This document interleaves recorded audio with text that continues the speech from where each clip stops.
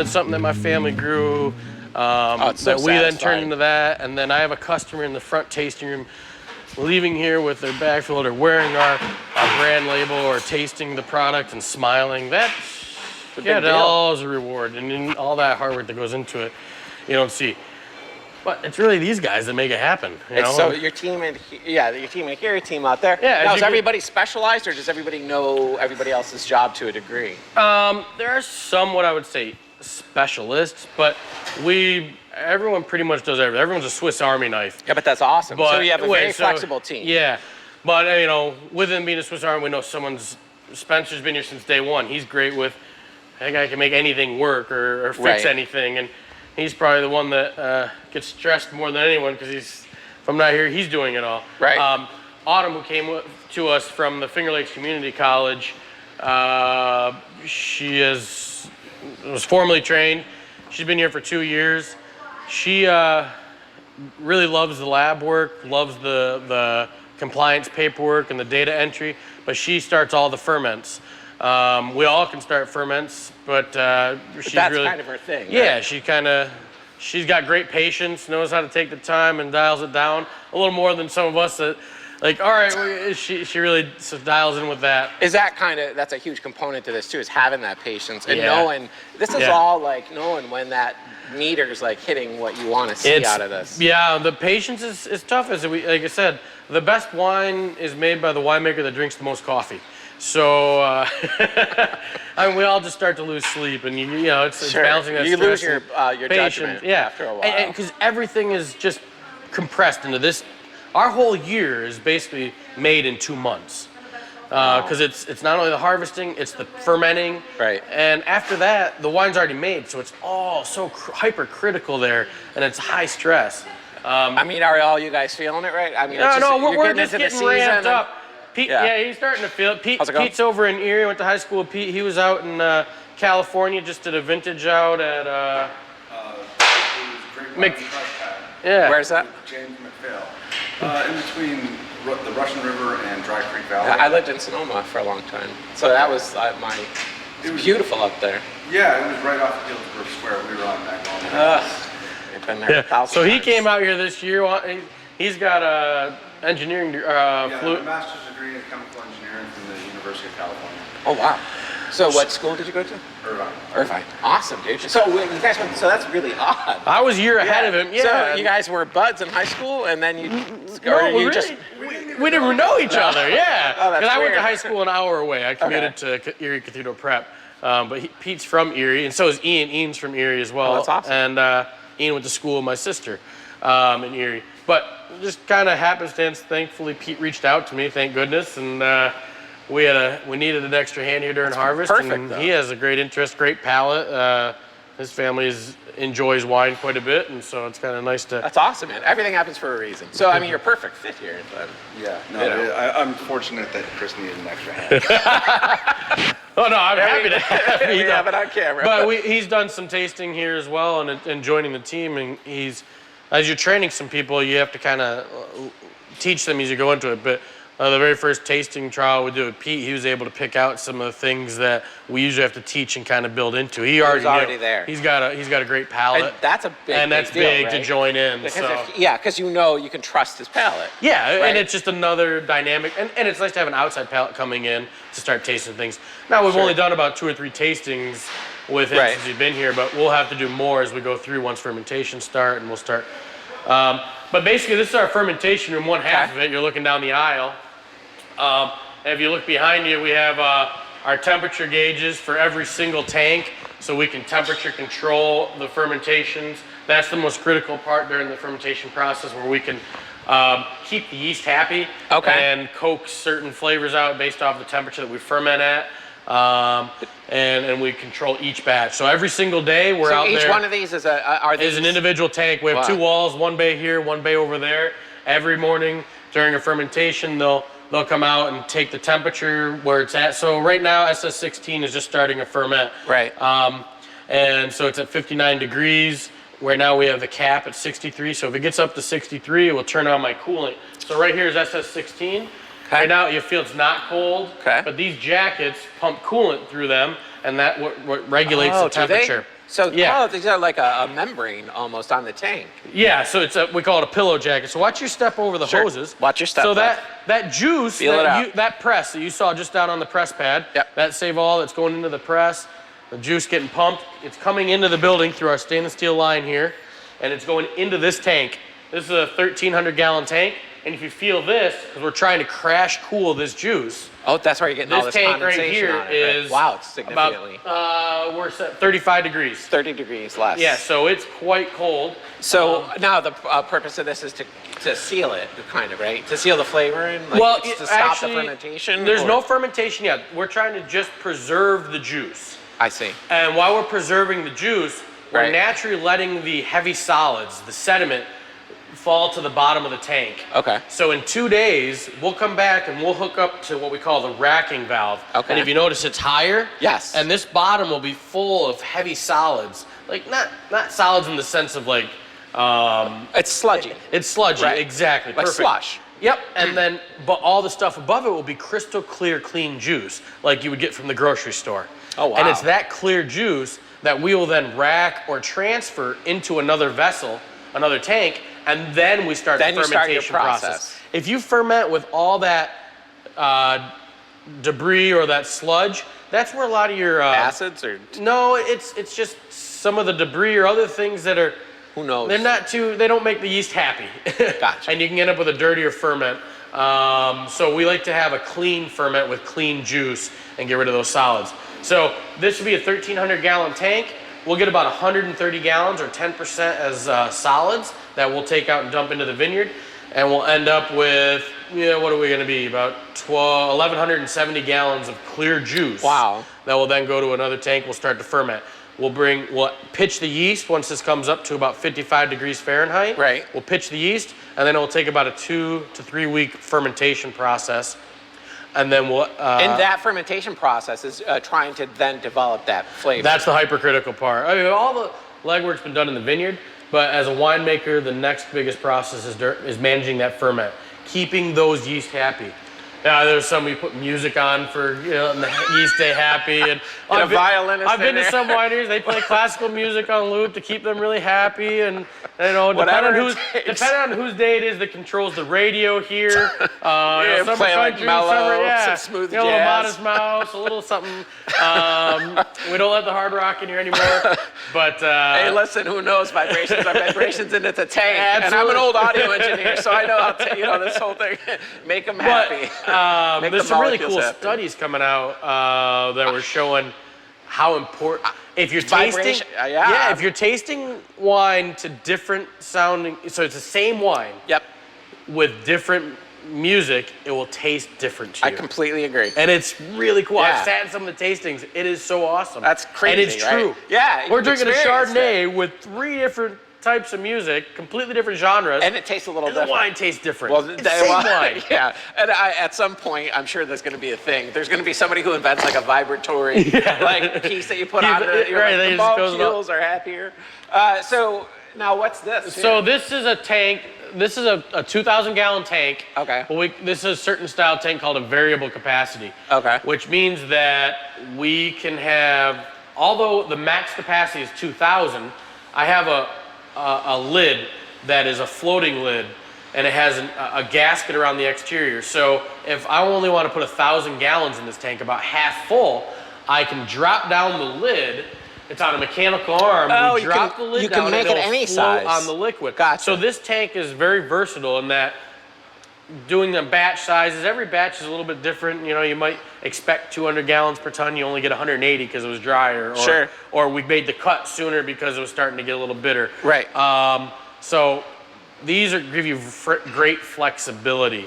They're a blessing and a curse though because they require more management. Obviously, once it's made into wine, A lot more oxygen's maintenance. our enemy. And when I have that big gasket and a big surface potential that has they're critical control points where we have to watch an extra maintenance to make sure Oxidization and stuff like that. oxidation could occur if the gasket deflates or if there's a leak.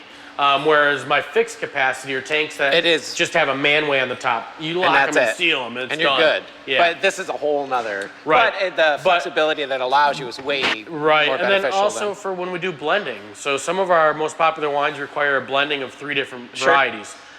and we make them and we batch size them. So I might only need a third of this tank.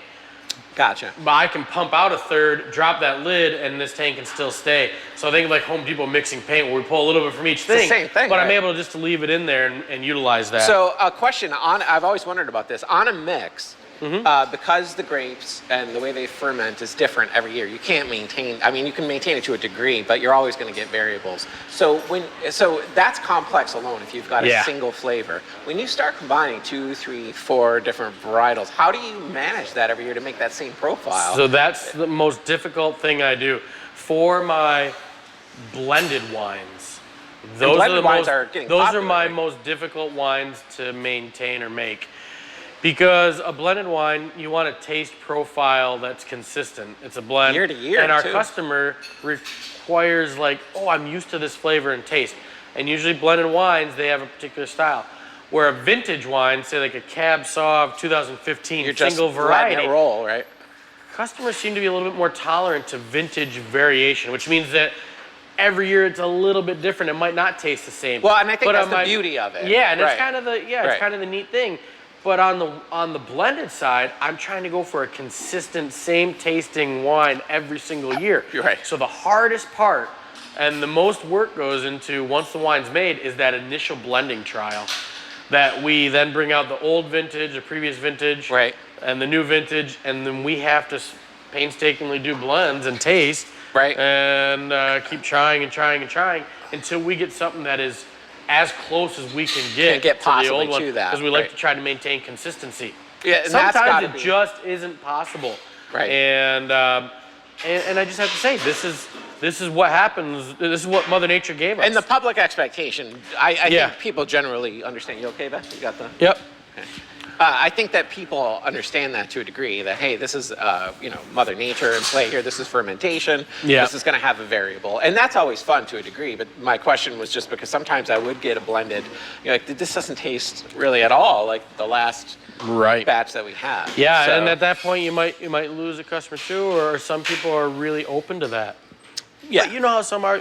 I'm sure you have your favorite food or your favorite dressing, and if you go to the store a year later and it tastes different, it was my favorite. Well, yeah.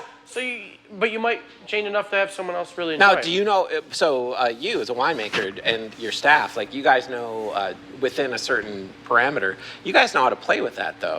We might say, hey, we need more bite on this, or we need it to be softer. Right, we need more acidity or softness. Right. Yeah, and then it's where we earn our stripes as winemakers. And because that's really where the rubber gets the road. Like absolutely. You guys, that's your business. Yeah. So we have this blend and we want it to be this. And that's where it's nice to have a good tasting team, because you can taste the different things, and some people pick up different nuances or more autumn senses acidity more than say Spencer, but Spencer knows his VA more than I do. Sure. So we got this dynamic team that tasted things. I think that's what's so fascinating to me about this business is that every single one of us, there's 7 billion people or whatnot, we all have a different palate to a degree. Yeah. Nobody's got the same, so it's not going to taste 100% the same to absolutely. You, but yet you're still trying to make a consistent product. product. So we try a general consensus. We never have a blend that all. Well, I'm sorry. We finally tasted one last week where we tasted our New Berries Red. We were going to serve it at what temp, and we all agreed unanimously on it. And I want to say that's one of the few times it's ever happened. That's it was awesome. Kind of like, whoa, did this really just happen? Right. But usually, there's one or two that might be out, and then I have to then make a judgment call, and maybe we redial it, or we have to say, okay, majority wins. Right. We're a small pool of the population, so we say if 30% of us like it, then we're gonna go with it. Now she's pumping the. This is what we just saw out there, right? Nope, this is so Autumn's doing a different job. She was doing a blend for a customer. We're shipping out some product to a customer, and so she was putting it into a tank, doing the final blends to it, and then she's pumping it into transfer totes, which will then have a truck come here on Monday and we'll ship it out. We'll take it out. Yep, to our customer. I love that you guys do that. So, is that common in the industry around here because you have such overage? In this area, yeah, there's a lot more of it goes on than people realize. Yeah, I didn't realize because we're the hub. There's right. 30,000 acres of grapes here. Wow. We don't have We don't have that much juice customers in this area to consume that much product. That's awesome. You can get So there's a substantial amount of juice. There's a juicery down the road with Walker's that just does juice, and he ships all over the country. Oh, really? And then you have Mogan David and Growers Co-op and Welch's that are these big processors of strictly the juice varieties. Right. But you have several other wineries in the area that have, as a side business, process. We have all the equipment. Why not? Yeah, exactly. You to should, process sure, it. So, sure. so we'll do it. And again, these other places don't have the ability to grow Awesome. grapes. And these are bottles that are waiting to be filled here? Yep, so this is a staging area for what needs to be bottled. We have one more bottling run to do during harvest. We try not to bottle during harvest. Because you got to stay focused on Because we're getting so focused on that, and then again, added stress. But sometimes it just doesn't go like that. So we'll be bottling again here within the next, probably around the first week of October, we're going to be looking at our new vintage of Cabernet Sauvignon. We'll be bottling a new variety called Dornfelder. We have a contract job that we have to do for another client. And if we can finish up some tastings on a new wine that we're doing, Yep. we might be able to get that one out too. That's awesome. And doing two things. We're trying to make space as well. Sure. And also we just didn't have the time to have all the pieces together when we needed a bottle. So It's such a complex business. there's a lot of moving parts. Yeah, this isn't, seriously, when we do stores and we do restaurants, and it's very uniform, and it's very much we make this product, this is our name, but there's a lot going on here. Well, this morning, like last night or last week, we put this order together for a customer. It was 500 gallons. We got it all ready and staged to go, and then he sent an email this morning that says, I actually want to double it to 1,000 gallons. Holy cow. Well, we have a whole plan already in place. We're talking about our that's day not like you list. can just flip the Now we switch, just right? have to like shuffle it around, Figure it out. So we deal with that a lot, and that kind of keeps that like whole juggling, managing, and Right. makes it fun, but also stressful at the same time. And Right. but we make it happen. I mean, That's what like it's I said, about. and it's not me, it's the team. I mean, they really make it happen. Now your dad's out on another job today. My dad and my sister will be out in the vineyard picking, and we have three harvesters, and my sister, she's 24. You don't quote me. She's early 20s. Okay. She graduated from Canisius, where I went, and she came back to the farm here, and so she's really interested in the wine side of it, or on the growing side of it. And so she's doing the harvesting and running the harvester. And my dad and her will split up teams if they have to pick multiple locations at different times. You know what's awesome about that? Is there you go. Yeah. There, right? More your dad's teamwork. grooming her? Yeah. Right. Yeah. And my sister's awesome. So like as a side business, when I started the winery, I needed some tanks, and I spent some time in Australia when I worked at the winery there. We used this Pim brand tank, which is a Bulgarian manufactured tank. And so when I opened, I started representing this company. So as a side business, I import stainless steel tanks for the wine industry, the brewery industry, cider, and some distilleries. Wow. And so They're beautiful. This is I mean, they're gorgeous yeah, looking. so this is a 3,000 gallon tank, and it's insulated, so that's why it's going to stay outside. Right. So it's an insulated tank, thermoclad insulated. We have our mixer on here, so we can do our blend out here. And it didn't come in time. These aren't moving. I mean, No, these are fixed in place. And there's going to be a catwalk with a spiral staircase and a catwalk in front of you that, with a small business, everything kind of happens. I was literally last week plumbing the glycol, the refrigeration lines for these tanks last week, midweek. I still got glue on my hands. Oh my God. So I do a little bit, it's all hands on. Right. Set these tanks in place as we needed to fill them. So kind of like Robert Mondavi was building his facility out there as he was filling it. Yep. I felt a little bit of that as we're looking, oh, here we are needing to fill it as we're building it. And so we got it all in. So yes, we import stainless steel tanks. This is a specialized tank here, a red fermenter for doing a small batch red fermentation. Now, is this for you or for a customer? This is mine. That's yours? So all the tanks that are here that aren't set up yet are mine. We're in the midst of still because we've been increasing our production, and so we're setting things in place. So I have a few more tanks still to stand Wow. up and plumb in as we need them. So, That's which awesome. will take our capacity up to just shy of 75,000 gallons here. Wow. Now, if anybody was interested in purchasing these, they just give you a call. Yeah, give me a call. That's how it happens. We don't have like any website or anything fancy like it because it's an all made to industry, order, and it's right. kind of like it's a side business for me. It's fun because then I also get to see different facilities. They see some tanks, but what my company doesn't do is small tanks. Right. So I just worked with a company out in Niagara Falls, these little Creveller tanks. What we're doing is we have some. We're working with a vineyard that is got some really interesting varieties that are not grown in this area that often. So we've got about 8 or 9 small lot, small batch wines that we're going to make this year that I need small Oh, that's tanks for. awesome. Oh, they're really limited edition. Really limited edition that we're going to do for our wine club only. So this is some really neat stuff where we're making exclusive, and there's only be small lot production. And right now our wine club membership is something that we've been actively doing for about 2.5 years, and it's growing. And we thought something we can take to another level with Sure. this. We have this unique opportunity with this certified vineyard. We know that this is good stuff right here, grown locally.